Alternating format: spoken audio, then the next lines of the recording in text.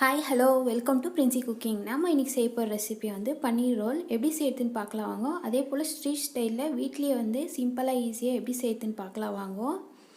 இப்போ தேவையான அளவு நம்ம மாவு எடுத்துக்கலாம். இப்போ ஃபஸ்ட்டு மாவு வந்து பிசைஞ்சு எடுத்துக்கலாம். நான் வந்து 2 கப்பு மாவு சேர்த்துக்கிறேன். 1 கப்பு வந்து மைதா மாவு, 1 கப்பு வந்து கோதுமை மாவு எடுத்துக்கிறேன். நீங்கள் வேணால் மைதாவில் கூட பண்ணலாம். நான் வந்து கொஞ்சம் கோதுமை மாவு சேர்த்து மிக்ஸ் பண்ணியிருக்கேன். இப்போ தேவையான அளவு உப்பு சேர்த்துட்டு கைவிட்டு நல்லா மிக்ஸ் பண்ணிவிட்டு கொஞ்சமாக எண்ணெய் சேர்த்துக்கலாம். எண்ணெயில் நெய் சேர்த்துக்கோங்க. நான் எண்ணெய் சேர்த்துருக்கேன். எண்ணெய் சேர்த்துட்டு லைட்டாக மிக்ஸ் பண்ணி விட்டுட்டு தேவையான அளவு தண்ணி சேர்த்து சப்பாத்தி மாவு பதத்துக்கு ஓரளவுக்கு சாஃப்டான மாவாக பிசைஞ்சு எடுத்துக்கலாம்.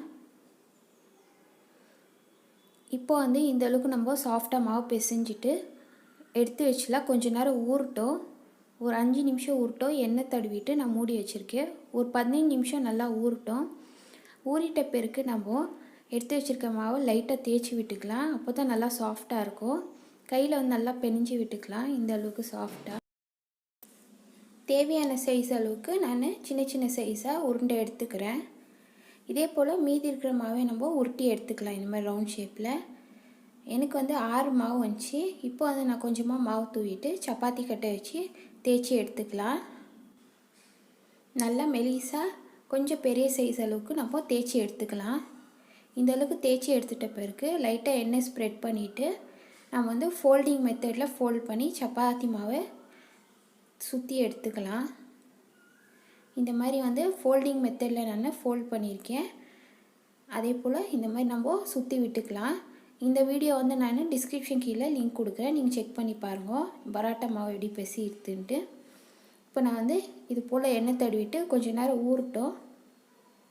இப்போ வந்து ஒரு பவுல் எடுத்திருக்கேன். கொஞ்சமாக எண்ணெய் சேர்த்துட்டு மிளகாத்தூள், கரம் மசாலா, அதே போல் தனியாத்தூள், தேவையான அளவு உப்பு வரும் 1/4 டேபிள் ஸ்பூனு, 1.5 டேபிள் ஸ்பூன் இஞ்சி பூண்டு பேஸ்ட்டு, அதே போல் எடுத்து வச்சுருக்க 2 டேபிள் ஸ்பூன் தயிர் சேர்த்துக்கலாம். இப்போ இது நல்லா மிக்ஸ் பண்ணி விட்டுக்கலாம். அந்த கட்டியெல்லாம் எதுவும் இருக்கக்கூடாது. அதே போல் நான் மசாலாலாம் வந்து கம்மியாக சேர்த்துருக்கேன். 1 டேபிள் ஸ்பூன் மிளகாத்தூள் சேர்த்துருக்கேன். நீங்கள் காரம் பொறுத்து சேர்த்துக்கோங்க. இப்போ நல்லா மிக்ஸ் பண்ணிட்ட பிறகு நம்ம எடுத்து வச்சுருக்க 200 கிராம் பன்னீரை சேர்த்துக்கலாம். இந்த மாதிரி குட்டி குட்டியாக நான் கட் பண்ணி எடுத்துருக்கேன் க்யூபாக. இப்போ இது நல்லா மிக்ஸ் பண்ணி விட்டுக்கலாம். நல்லா கோட் ஆகணும் மசாலாலாம். இப்போ நல்லா மிக்ஸ் பண்ணி விட்டுட்டு நம்ம எடுத்து வச்சுக்கலாம். கொஞ்ச நேரம் இப்படி இருக்கட்டும். நான் வந்து ஒரு பேன் எடுத்திருக்கேன். ஒரு 2 to 3 டேபிள் ஸ்பூன் எண்ணெய் சேர்த்துட்டு நம்ம கட் பண்ணி வச்சுருக்க வெங்காயம், ஒரு வெங்காயம் வந்து ஸ்லைஸாக கட் பண்ணி வச்சுருக்கேன். ஒரு கேப்சிகமில் வந்து பாதி எண்ணெய் சேர்த்துருக்கேன். இப்போ இது நல்லா மிக்ஸ் பண்ணி விட்டுக்கலாம். லைட்டாக வந்து அந்த க்ரன்ச்சி தன்மை இருக்கணும். அதனால் கொஞ்சமாக உப்பு சேர்த்துட்டு இப்போ வந்து நம்ம மிக்ஸ் பண்ணி வச்சுருக்க அந்த பன்னீர் மசாலா வந்து சேர்த்துக்கலாம். நல்லா மிக்ஸ் பண்ணி விட்டுக்கலாம். வெங்காயம் ரொம்ப வதக்கக்கூடாது, ஓரளவுக்கு வதங்கி இருக்கணும். கட் பண்ணி வச்சுட்டு ஒரு அரை தக்காளி சேர்த்துருக்கேன். ஒரு 1/4 டேபிள் ஸ்பூன் மிளகாத்தூள் சேர்த்துருக்கேன் கொஞ்சமாக காரத்துக்காக. இது நல்லா மிக்ஸ் பண்ணி விட்டுடலாம்.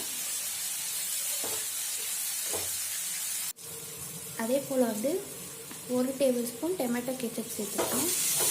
இதுவும் நல்லா மிக்ஸ் பண்ணிவிட்டு நல்லா ஐ ஃப்ளேமில் வந்து நல்லா வதக்கி எடுத்துக்கலாம். இப்போ மசாலா ரெடி பண்ணிட்டோம். இப்போ வந்து நம்ம பரோட்டா மாவு பிசைஞ்சு எடுத்துக்கலாம். கொஞ்சமாக மாவு தூவிட்டு நம்ம ஊற வச்சுருந்த அந்த மாவு வந்து இன்னும் நல்லா ஊறி வந்திருக்கும். இப்போ வந்து நல்லா தேய்ச்சி எடுத்துக்கலாம். ஓரளவுக்கு பெரிய சைஸாக நான் தேய்ச்சி எடுத்துக்கிறேன். அப்போ தான் ஃபில்லிங்க்கு கரெக்டாக இருக்கும். இந்த அளவுக்கு மெலிசாக தேய்ச்சி எடுத்துக்கோங்க. இப்போ வந்து தவா சூட் பண்ணிட்ட பிறகு நம்ம பிசைஞ்சு வச்சுருக்க மாவை சேர்த்துட்டு சப்பாத்தி சுட்டுக்கலாம். எண்ணெய் வந்து நான் கொஞ்சம் நிறைய சேர்த்துக்கோங்க. அப்போ தான் நல்லா மொறுமொறுன்ட்டு வெளியில் இருக்கும், உள்ளே நல்லா சாஃப்டாக வெந்து வந்திருக்கும். 2 சைடும் நல்லா எண்ணெய் ஸ்ப்ரெட் பண்ணி நான் தேய்ச்சி விட்டுறேன். இப்போ திருப்பி திருப்பி விட்டு நார்மலாக நம்ம சப்பாத்தி பரோட்டா எப்படி சுடுவோம் அது போல் நம்ம சுட்டு எடுத்துக்கலாம். இந்த அளவுக்கு நான் நல்லா ஃப்ரை பண்ணி எடுத்திருக்கேன். தவாவில் சுட்டு எடுத்திருக்கேன். இப்போ நம்ம எடுத்துக்கலாம்.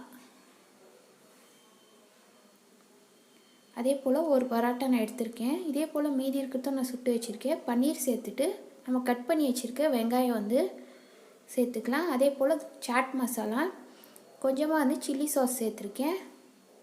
இப்போ வந்து டொமேட்டோ கெச்சப் சேர்த்துட்டு கொஞ்சமாக நறுக்கி வச்சுருக்க கொத்தமல்லி, தேவைப்பட்டால் லெமன் ஜூஸ் லைட்டாக பிழிஞ்சு விட்டுக்கோங்க.